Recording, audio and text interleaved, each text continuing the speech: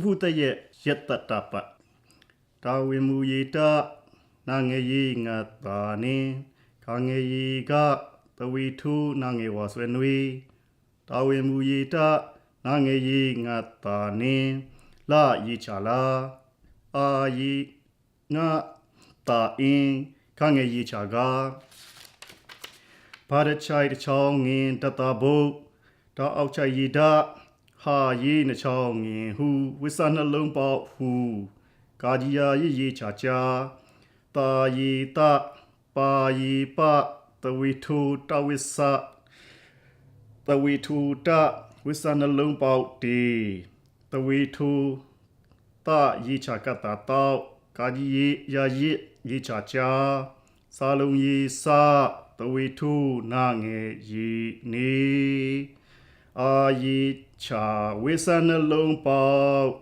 Ah. Yeah, that's from my book that was published in May, just before I came here, and it's called Puputaye Internet.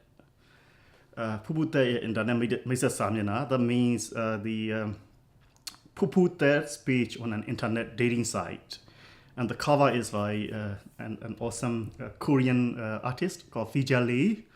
So this is a kind of in this book I'm a teenage girl on a dating site, and what I recited just now is we have weekdays spell out like Monday, Monday, Monday, as if she was learning to write. Dues, yeah. So my name is thett, and technically I can say that I am from Finland because I hold a Finnish passport. But I was born in Burma, Myanmar, so I can also say that I'm from Burma, Myanmar. Yeah. And I'm a poet, a translator, poetry translator, and an editor. I was living in Burma from December 2015 to August 2016 for about 9 months continuously. So that was the longest day I had lived in Burma after I left Burma in 1997. And before I came here, I was living in Burma. So the best thing about having lived in Burma as a poet, back in Burma, is nobody knows you there. Yeah, so anonymity, and the anonymity is very good. Nobody knows you there, and the worst thing is also, of course, anonymity, that you don't, but outside the poetic circle, once you go back to your country where you haven't lived for 20 years, let's say, you really have to re-establish every social relations and things like that. You are a total stranger. The way you speak, the way you talk, the way you behave, your habitat changes.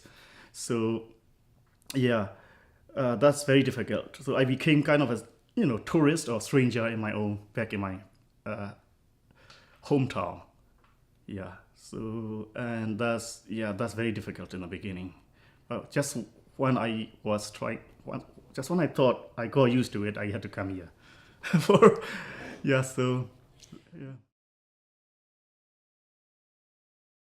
The best thing about it will be,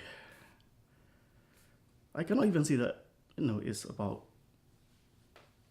the people, because I think the best thing about it would be women. Yeah, Burmese women. Yeah. Well, Burmese women are very powerful, private sector, private life. And even though very few of them are in the public or doing political functions or whatever, but Burmese women, I think, play really major role shaping the destiny of the country just by being sometimes from the kitchen, trying to influence the husband or whatever. But still, of course, we have to go a long way for women to really to become public. But more and more women are now very active and very engaged in politics, and yeah. I am not a very disciplined writer, so I only write when something comes to my mind. I am not like some poets who would just sit down every 3-4 hours a day just to write poetry. But I am in that sense, I'm still very much unprofessional in that way. I only write poetry when it comes to my mind, and maybe in the middle of the night I would get up and finish the whole piece, and then I would feel really good. So that is, yeah, I would say the best thing about my own craft is like it's still very much. I didn't really have to make much attempt to to create or craft it out, or so it's still very much a natural spring, yeah. So the worst thing is also at the same time that things, because sometimes I don't write for a few months, and but I just take it easy. When it comes, and then I take it easy to yeah. So I think it has to do with my personal style of writing, where it's like I have love-hate relationship with this own personal style of writing, where I only write when I want to write, and yeah. I have found, poets in the poetic circle. I've been very lucky to be recognized by my peers, and even even poets from my senior generation. Mainly because I think I have published outside the country, and that's something they look up to probably. But outside the poetic cycle, I really don't know. They don't know me, and I don't. Also, as I said, it is also a good thing that I'm not really known outside the poetic world. So my cohort, they would, I mean the poetic people, they welcomed me back very warmly, and I felt very good. First of all, I think a writer is a very, very private person, and public is something that has to do with a wider range of functions, politics, and things like that. So I think a writer as such, or an artist, they don't really have any public duty, or to serve public or whatever. Ideally they shouldn't even think about it when they write. They just should write, and then probably when their book is out,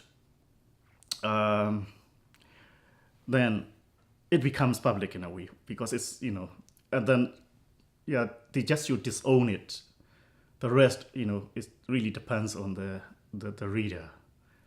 So I would say there's no public duty for a writer. I have a very because I've come to a point in my life where I really think state should be redundant, and on the other hand, a state, if it claims to be democratic, it should support writers and artists who would even dismantle the state. So the state, the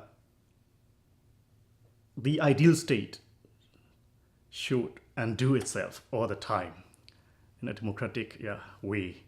So, and also, what is democracy? If you ask me, I would say that the ultimate aim of democracy should be anarchy, where there's no hierarchy, no power relations. So the ideal state should support towards that end by encouraging, even anarchists to write and to come up with something really challenging and something really critical. But the state, of course, as I have written elsewhere, whenever they give you with one hand, they take back with another. So they are actually, state is always smarter than you. And the state and market, they are really, really the institutions that, that are always one step ahead of you. No matter how you want to resist it, you are always, yeah, sucked back into that. Yeah.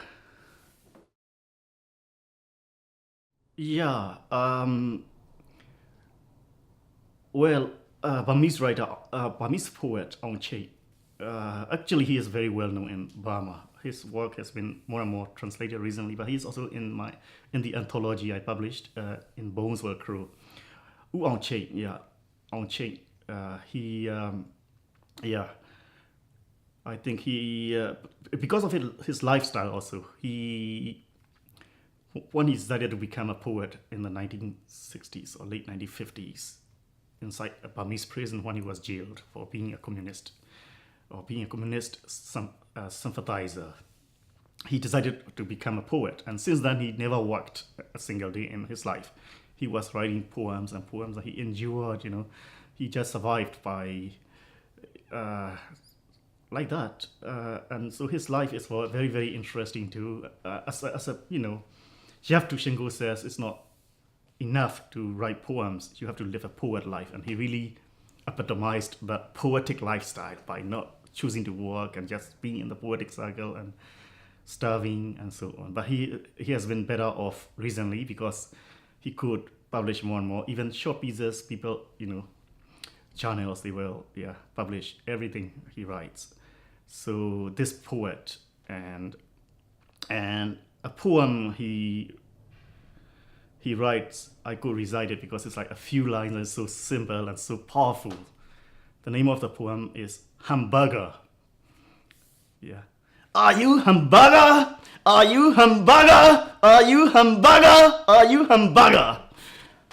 So that's it.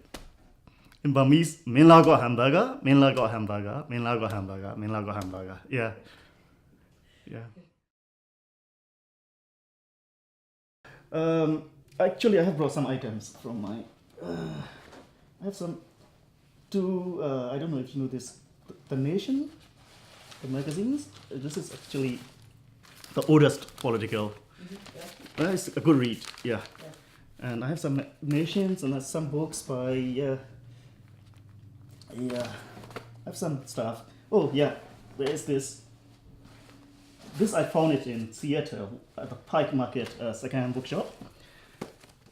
Indian Journals, Allen Ginsberg, and yeah, it's his journal when he was traveling in India with two of his boyfriends, and it's very interesting. And the other book is Jamaica Kinkard. Yeah, I discovered her actually here. Yeah, so I was reading her, A Small Place. Yeah. And now I'm reading another book by her, which is Autography of My Mother. Yeah.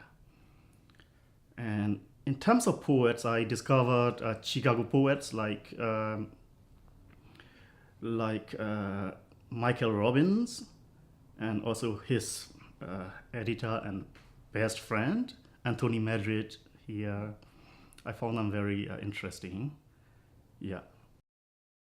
I really have not written much, but I have started writing light verses, images of America. But let's see if I will be happy with that, and if I'll be able to read that at the open mic next Friday. Yeah. That will be Do Not Fear Poetry.